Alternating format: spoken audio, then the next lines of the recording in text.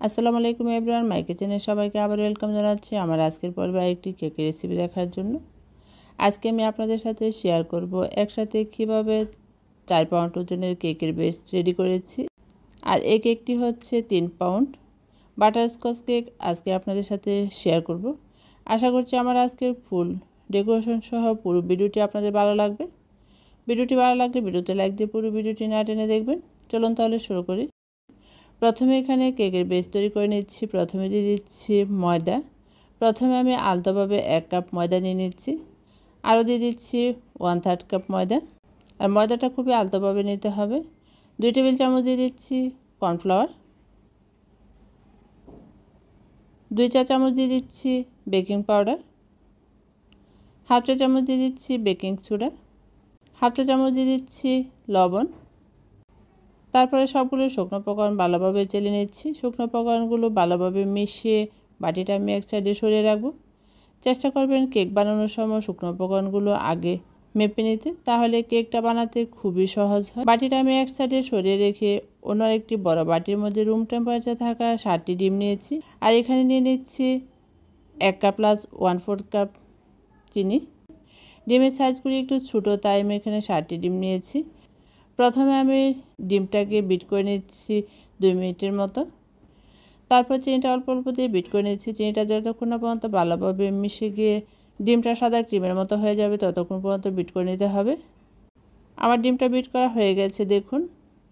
তারপর আমি পিঠাটা অফ করে দিয়ে দিচ্ছি 1/3 কাপ রান্নার তেল।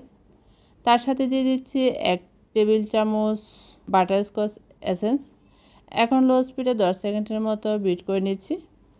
বিট করে নেওয়ার পর পিঠার কাঁটাটা সরিয়ে রেখে তারপরে অল্প শুকনো উপকরণগুলো দিয়ে আমি একদম আলতোভাবে মিশিয়ে নিচ্ছি। আর মিশানোটা কিন্তু খুবই আলতোভাবে মিশিয়ে নিতে হবে, কোনো রকম যাতে ফোমটা যাতে নষ্ট না হয়ে যায়। আমি কিন্তু বারবারই ভিডিওতে কিন্তু এই কথাটা বলে থাকি যে মিশানোটা কিন্তু খুবই ধৈর্য সহকারে মেশাতে হবে, না হলে কিন্তু ফোমটা নষ্ট হয়ে যেতে পারে। আর ফোমটা যদি নষ্ট হয়ে যায় তাহলে কিন্তু কেকটা পারফেক্টভাবে হবে না।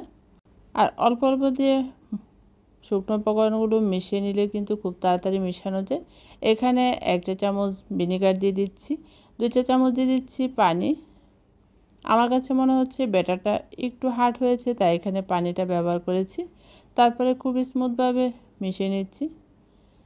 এখন আপনাদেরকে আমি ব্যাটারটা দেখিয়ে দিচ্ছি কতটা স্মুথ হয়েছে।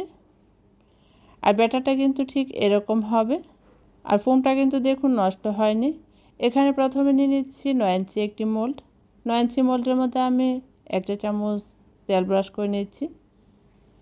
9 ইঞ্চি মোল্ডের মধ্যে আমি কাগজ দিব না, সামান্য পরিমাণ ময়দা ছিটিয়ে তারপরে ব্যাটারটা ঢেলে নেব। এখানে ময়দাটা এভাবে সরিয়ে নিচ্ছি। তারপরে আমি ব্যাটারটা ঢেলে নিচ্ছি। 9 ইঞ্চি মোল্ডের কেক দিয়ে কিন্তু 3 পাউন্ড ওজন হবে। আর বাকি ব্যাটারটা আমি এখানে 5 ইঞ্চি মোল্ডের মধ্যে দিয়ে দিচ্ছি। আর 5 ইঞ্চি মোল্ডের মধ্যে দিয়ে কেক বেক করলে কিন্তু 1 পাউন্ড হয়। এখন পুরোটা ব্যাটার ভালোভাবে কাঠি দিয়ে একটু গেটে ভিতরে বাতাসটা বের করে নিচ্ছি, হালকা একটু ট্যাপ করে। তারপরে আজকে ওভেনে বেক করব 160 ডিগ্রি সেলসিয়াস তাপমাত্রায় উপর নিচ 10 মিনিট প্রিহিট করে 40 মিনিট। 25 মিনিট আগে আমি ছোটো কেকটা বের করে নিয়েছি। তারপরে বড় কেকটা 40 মিনিট লেগেছে। আর কেকটা কিন্তু আমি একটু উপরে দিয়েছি, তাই একটু পুড়ে গেছে। আমি কিন্তু কিছুটা গরম থাকা অবস্থাতেই কেকটা মোল্ড আউট করে নিয়েছিলাম, তাই বড় কেকটা ভেঙে গেছে। আর ছোটো কেকটা দেখুন মাশাআল্লাহ কতটা সফট হয়েছে। আর কোনো সময় কিন্তু কেকটা পুরোপুরি ঠান্ডা না করে মোল্ড আউট করবেন না, তাহলে কিন্তু কেকটা ভেঙে যাওয়ার সম্ভাবনা থাকে। এখন আমি কেকগুলো স্লাইস করে নিচ্ছি। 3 ভাগে স্লাইস করব। আর ছোটো কেকটা আমি এখন ডেকোরেশন আপনাদেরকে দেখাবো না, পরে দেখাবো। বড় কেকটা ডেকোরেশন করার জন্য সামান্য পরিমাণ ক্রিম লাগিয়ে নিচ্ছি বোর্ডের মধ্যে। তারপরে নিচে লেয়ারটা বসিয়ে দিয়েছি, সুগার সিরাপ লাগিয়ে নিচ্ছি, তারপরে ক্রিম লাগিয়ে নিচ্ছি। তারপরে এখানে ক্যারামেল সস দিয়ে দিব।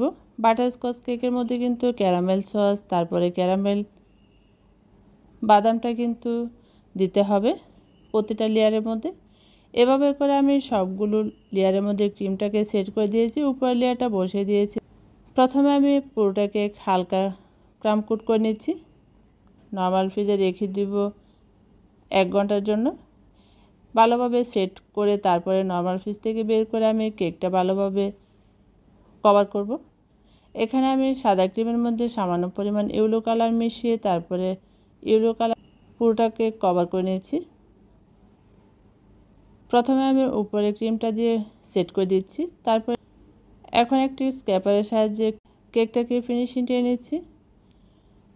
ফিনিশিংটা টেনে নেওয়ার পর এই কেকটা আমি আবারও 20 মিনিটের মতো রেখে দিব নর্মাল ফ্রিজে।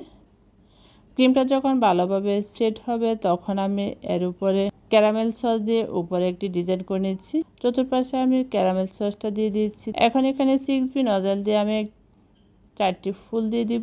যেহেতু কেকটা বড় আমি ফুলটা একটু বড় করে দিয়ে দিচ্ছি। এই ফুলের ডিজাইনটা কিন্তু খুবই সহজ, আপনি একটু স্কিনে খেয়াল করলে বুঝতে পারবেন কত সহজে এই ফুলটা বানিয়ে নিচ্ছি। ক্যারামেলের যে বাদামটা সেই বাদামটা উপরে আমি সেট করে দিচ্ছি পুরোটা কেকের মধ্যে। সেট করে দেওয়ার পরে আমার কাছে মনে হচ্ছে কেকটা আরেকটু খালি খালি লাগতেছে, তাই এখানে পাতার নজল দিয়ে পাতা দিয়ে দিচ্ছি আর পাতাটা দিয়ে দিচ্ছি বেগুনি কালার। আর কেকের ফাইনাল লুকটা হয়েছে এরকম। আজকের এই কেকের ডিজাইনটা কেমন লেগেছে অবশ্যই কিন্তু আমাকে কমেন্ট করে জানাবেন।